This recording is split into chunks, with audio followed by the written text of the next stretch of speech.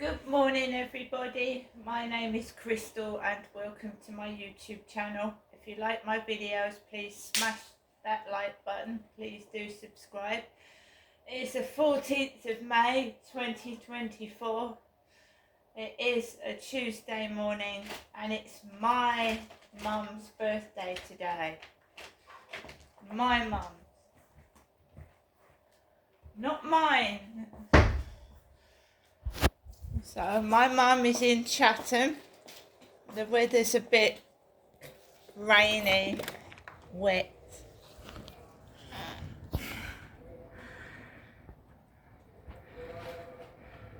Hear the train announcements to people with umbrellas. It's raining.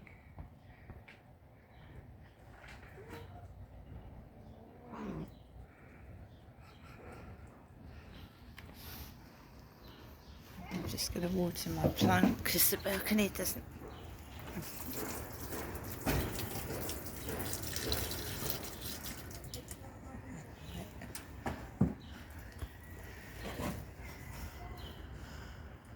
my rose plant.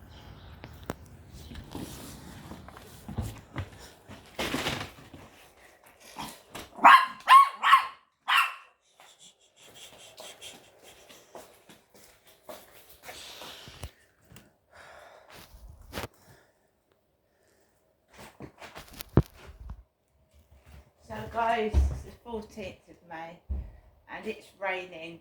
Alexa, good morning. Good morning, and a happy birthday to filmmaker George Lucas. Without him, we'd have no Jedi, no X-Wings, no Princess Leia, and no Darth Vader. Oh, and no Indiana Jones. Thanks for the adventures, George. Alexa, what's the time please? Good morning, Crystal. It's 8:29 a.m. Alexa, what's the date today? Today is Tuesday the 14th of May. Alexa, what's the weather outlook? Right now in Rochester, it's 12 degrees Celsius with showers. Throughout the day, you can expect more of the same, with a high of 16 degrees and a low of 12 degrees. Alexa, can you tell me a joke? Did you hear about the restaurant on the moon? The food is okay, but it has no atmosphere. And Alexa, whose birthday is it today?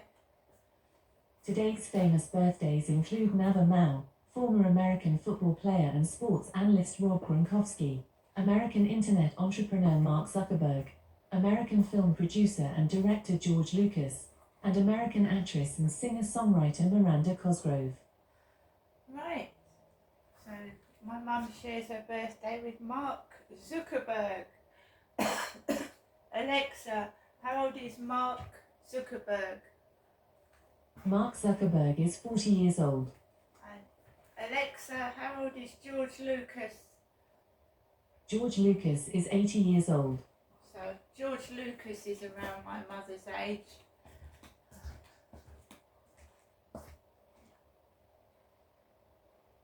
Right guys, so a wet Tuesday morning is coming down.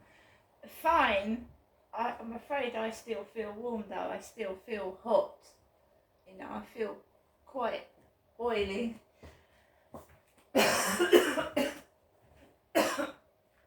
So good morning everyone, I've made myself a cup of coffee. I'm here in my flat in Rochester and just waiting to see how the day goes really. Yesterday was pretty dire, my own fault.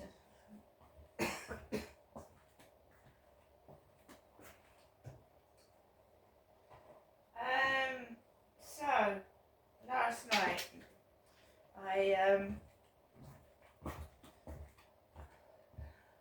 there was a load of noise from about 6 till 8, and then when the guy came in upstairs the noise went dead next door, and so I put up with terrific noise for about 2 hours, and then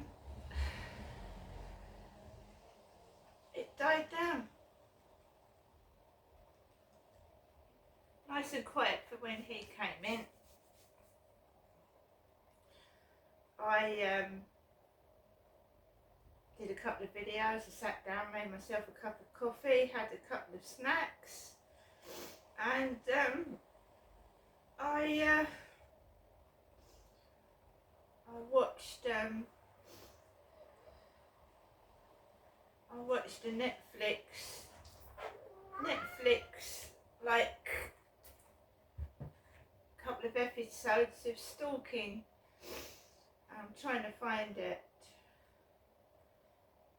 This stalker that stalked people, he hacked into Facebook and stalked mainly women, and I didn't know anything about it, but then it felt just how what was being done to me. It felt the same.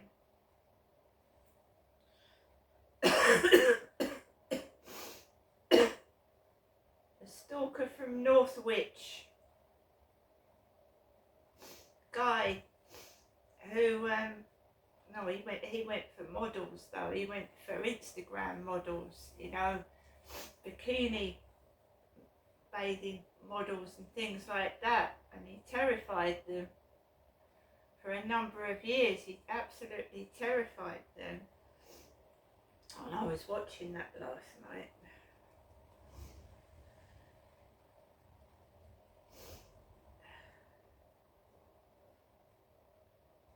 Matthew Hardy.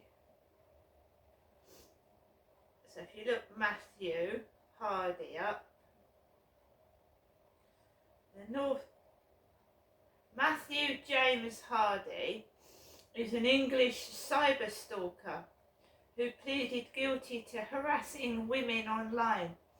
A native of Northwich, Cheshire, he is believed to have affected 63 victims over 11 years, making him one of the most prolific cyber stalkers in the UK. So it does go on.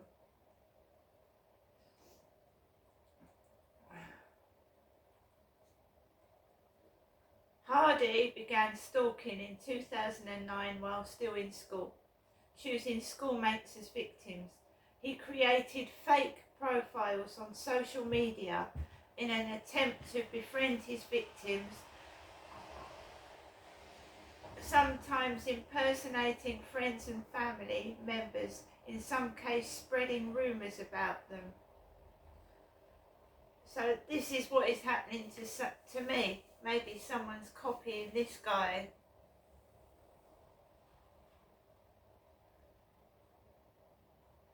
Matthew Hardy so frightened some of his victims that they slept with weapons. They slept with weapons. I was watching it on Netflix, Matthew Hardy, the cyber stalker.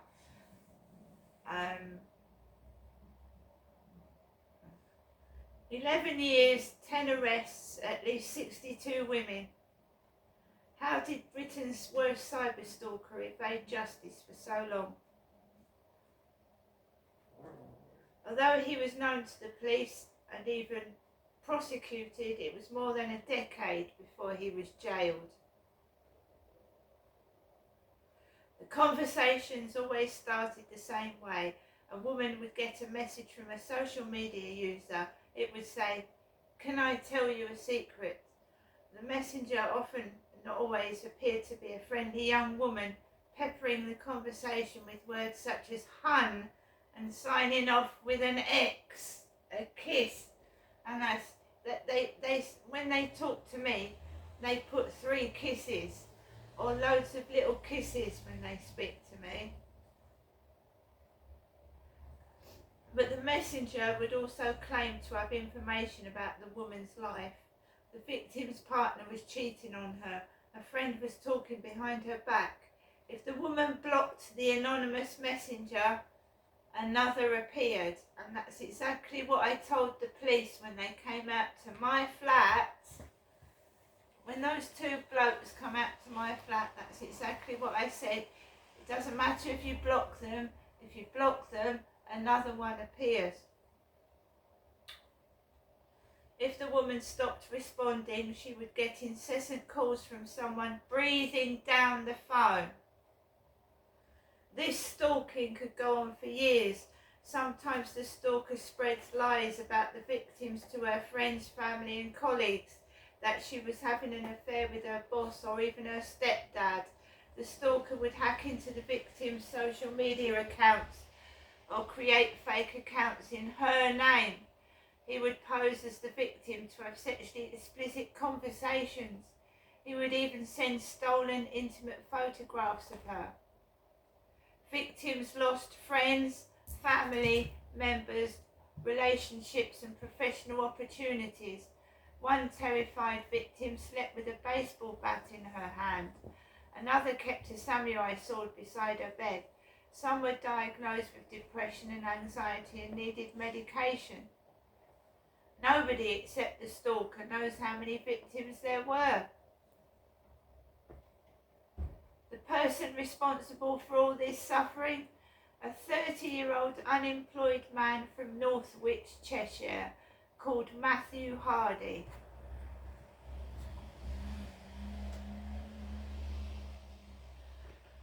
Now this is what's going on with me.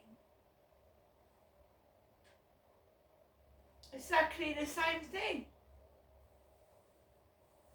But I believe it's been going on longer than Matthew Hardy.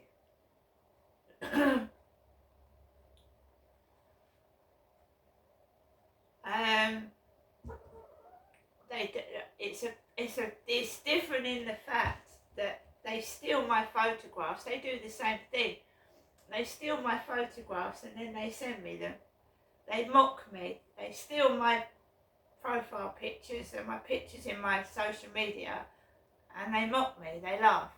And I told you that I thought it was a woman, but obviously it could be a guy that's pretending to be a woman or acting like a woman to try and befriend you and get information out of you, right? And it does make you scared and it makes you wary when you go out, and that's their whole intention.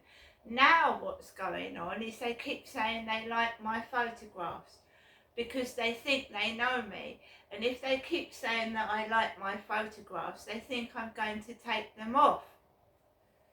They know that I'm an insecure person, and they think if they keep saying I like your photographs, Crystal, I like your photographs, they think you're going to take them off. Because they want you to themselves. They want you to themselves, you see. Sorry about this. Max, don't stop. Quiet, Max. Enough. Hello? It's alright, if someone ringing my buzzer first thing in the morning, it seems to me like it's a delivery guy. It's a delivery man. Hiya. That's fine. Hi, sorry, I've got a parcel for number 1, and her name is Tracy. Remember that I told you it wasn't my birthday. It's not my birthday today, it's my mum's. So this black delivery driver that's arrived in a white van rang my buzzer twice to say there is a parcel for Tracy, which is number 1. Right? Now someone's banging around in the dustbins, making a load of racket in the dustbins, right? It's not my birthday today, it's my mother's. I'm not cross. And Tracy is the mother of that lady that told me off about pulling my dog. She's had a parcel downstairs for about 3 days and it's still down there, so she's got another parcel to add to the list. Tracy has.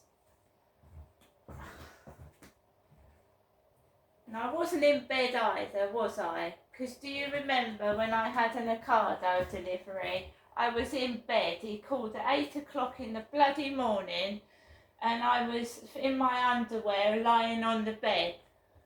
A black guy from Ocado.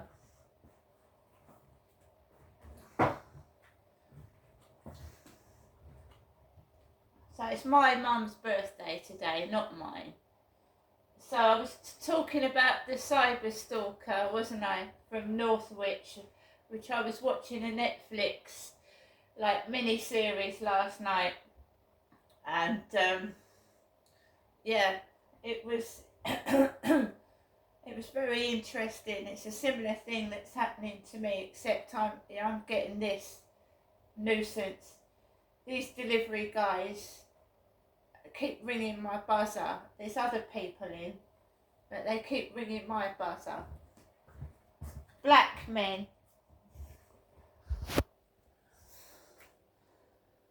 Yeah, I know the mind of the pervert, because you remember that I had trouble with him upstairs, and that his kids were throwing chocolate wrappers on my balcony, and I was getting called derogatory names.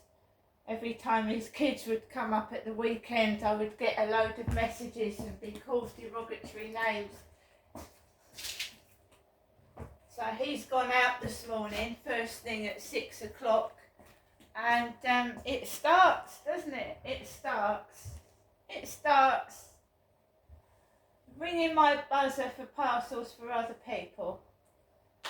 And I didn't go downstairs and think the parcel was for myself.